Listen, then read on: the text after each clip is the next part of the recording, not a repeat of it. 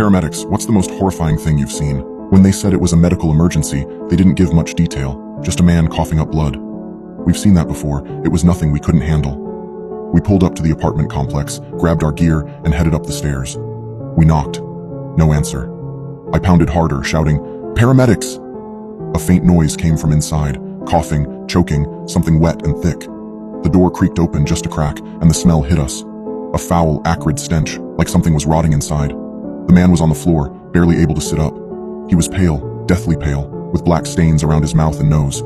His eyes were wide, bloodshot, like he'd seen something unspeakable. But it was the black goo that caught my attention.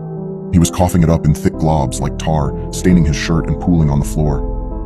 "Jesus Christ," my partner muttered under his breath. We immediately called for backup. This wasn't just a simple respiratory issue. Something was very wrong. I knelt next to the man, trying to assess him. "Sir, can you hear me? What's going on?"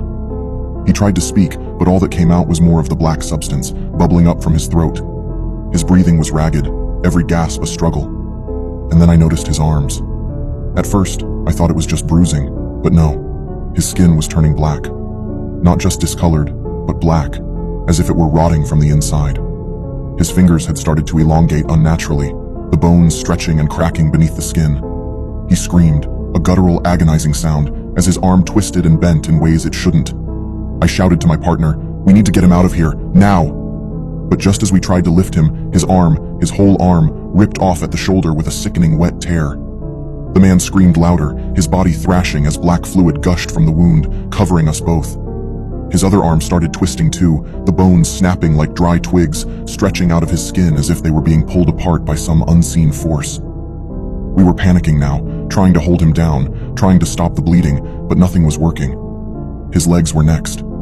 I could see them lengthening, the skin splitting open as his bones grew longer, impossibly long, before they too tore away from his body. His limbs were just coming apart, like something inside him was tearing him apart piece by piece. He kept screaming, choking, his eyes rolling back in his head as his body convulsed.